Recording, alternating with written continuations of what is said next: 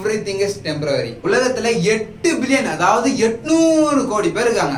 அதை நீங்க வெறும் ஒரே ஒரு இந்த வீடியோ எனக்கு ரொம்ப ஸ்பெஷலான வீடியோ. ஏன்னா இது how to stop giving up.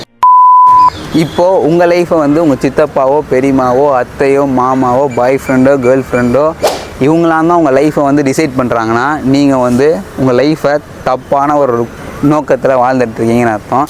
இதை எப்படி நிறுத்துறதுன்றது தான் ஸ்டெப் பை ஸ்டெப்பாக இந்த வீடியோவில் நம்ம டிஸ்கஸ் பண்ண போகிறோம். ஏன் நிறுத்தணும், எதுக்கு நிறுத்தணும், ஏன் உங்களுக்கு பிடிச்ச லைஃப்பை வாழணுன்றதை டீட்டெயிலாக இந்த வீடியோவில் நம்ம பார்ப்போம். உங்கள் லைஃப்பை நீங்கள் அப்டேட் ஆகணும்னு நினச்சிங்கன்னா நம்ம சேனலை மறக்காமல் சப்ஸ்கிரைப் பண்ணி வச்சுக்கோங்க. இந்த சயின்ஸ்லாம் இருந்தால் நீங்கள் வந்து மற்றவங்களை ரொம்ப கேர் பண்ணுறீங்கன்னு அர்த்தம். ஃபர்ஸ்ட் ஒன் பார்த்தா நீங்கள் உங்களுக்கு அதர் பீப்புள் வந்து உங்களை வேலிடேட் பண்ணணும்னு நினச்சிட்டே இருப்பீங்க. இப்போ நீங்கள் ஒரு நல்ல ட்ரெஸ் பண்ணியிருக்கீங்கன்ற போதும், நீங்கள் ஏதோ ஒரு விஷயம் புதுசாக பண்ணியிருக்கீங்க போதும் மற்றவங்க என்னை பாராட்டவே இல்லை, அதனால நீங்க வரி பண்ணீங்கன்னா நீங்க ரொம்ப தப்பு பண்ணிட்டு இருக்கீங்கன்னு அர்த்தம். செகண்ட் சைன் என்ன பாத்தீங்கன்னா, you are afraid of criticism. நீங்க ஒரு விஷயம் பண்ணும்போது அவன் என்ன சொல்லுவான் இவன் என்ன சொல்லுவான், அவங்க ஏதோ தப்பா நினைச்சிருவாங்களோன்னு நினைச்சு பயந்து சாவாதீங்க. உங்களை யார் என்ன சொன்னாலும் அது உங்களை பாதிக்காது, அதெல்லாம் நடக்கிறது தான். தேர்ட் ஒன் என்னன்னு பாத்தீங்கன்னா, நீங்க அதர் பீப்புள்ஸ் ஒப்பீனியன் நினைச்சு வரி பண்ணிட்டே இருக்குது. இப்ப நமக்கு வந்து ஒரு கோர்ஸ் எடுத்து படிக்கணும்னு நினைப்போம், ஆனா ஒரு ரிலேட்டிவ் இதை சொல்றான்னு சொல்லிட்டு எடுத்து படிக்கிறது, அவங்க என்ன சொல்லிடுவாங்களோன்னு நினைச்சு நீங்க யோசிக்கிறீங்களா?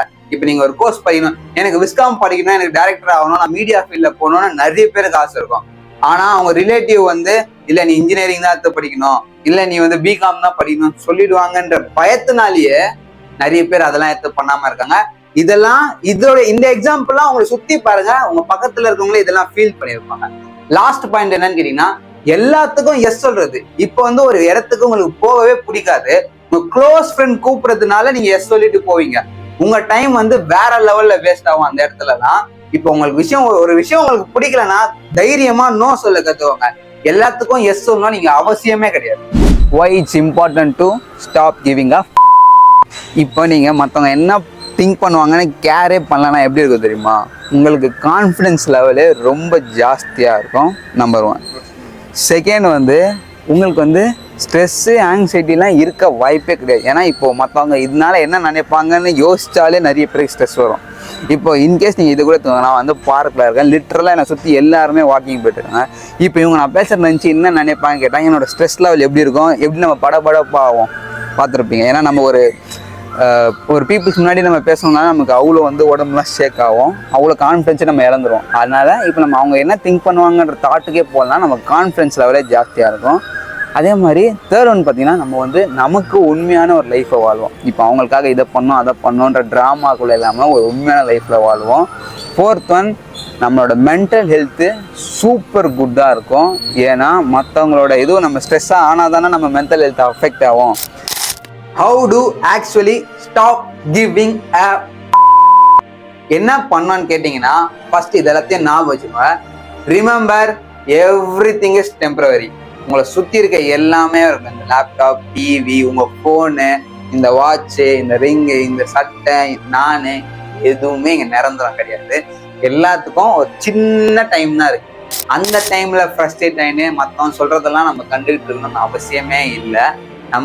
நமக்கு பிடிச்சத தாராளமா பண்ணலாம்.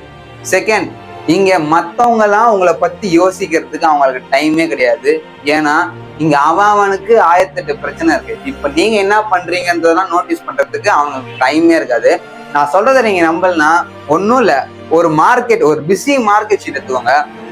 ஒன்னே ஒன்று, உங்க பனியனை வந்து திருப்பி போட்டுட்டு ஒரே ஒரு வாட்டி உள்ள ஸ்டார்ட்ல இருந்து எண்டு வரைக்கும் போயிட்டு வாங்களேன், ஒருத்தன் கூட உங்களை கூப்பிட்டு சொல்ல மாட்டான் நீங்க வந்து பனியனை திருப்பி போட்டுக்கீங்க. ஏன்னா எவனுமே அதை நோட் பண்ணவே மாட்டான். ஏன்னா அவன் அவ்வளோ பிஸியா ஓடிட்டு இருப்பான் அவன் வேலையை பார்க்கறதுக்கு.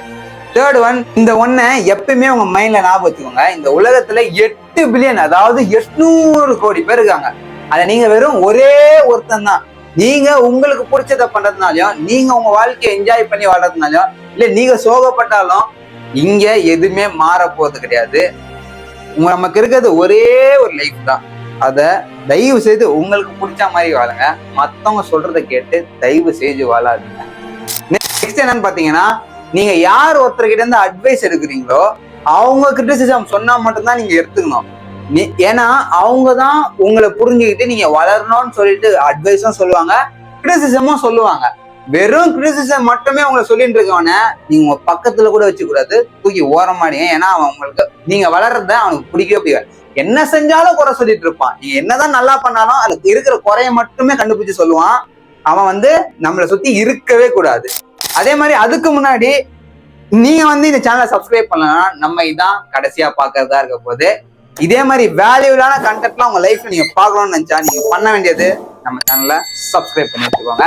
இன்ட்ரெஸ்டிங்கான வீடியோஸ்ல நம்ம பார்த்துக்கிட்டே இருக்கலாம்.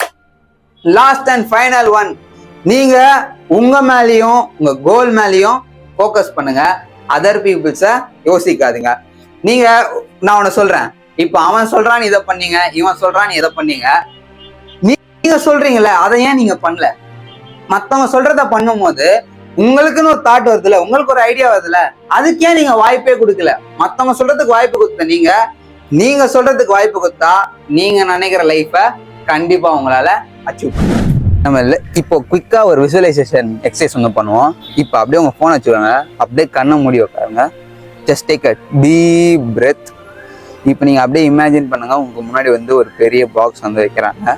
அந்த பாக்ஸில் உங்கள் தாட்ஸ்லாம் இருக்குல்ல, உங்களை யாரெல்லாம் கிரிட்டிசைஸ் பண்ணியிருக்காங்க, என்னென்ன குண்டா இருக்க, ஒல்லியா இருக்க, நீ இதை பண்ணா தோத்துருவ, உன்னால இது முடியாது, நீ இந்த இன்ஜினியரிங் டிகிரி தான் படிக்கணும், பிகாம் எடுத்து வேலைக்கு தான் போகணும், வேலைக்கு போனால் தான் லைஃப் நல்லா இருக்கும், 10th 12th 11th முடிச்சிட்டனா உங்கள் லைஃப் என்ஜாய் பண்ணலாம், எல்லாம் தாட்டும் இருக்கலாம். அதெல்லாம் தூக்கி அந்த பாக்ஸில் போட்டு ஒரு லிட் எடுத்து க்ளோஸ் பண்ணுற மாதிரி ஃபீல் பண்ணுங்க.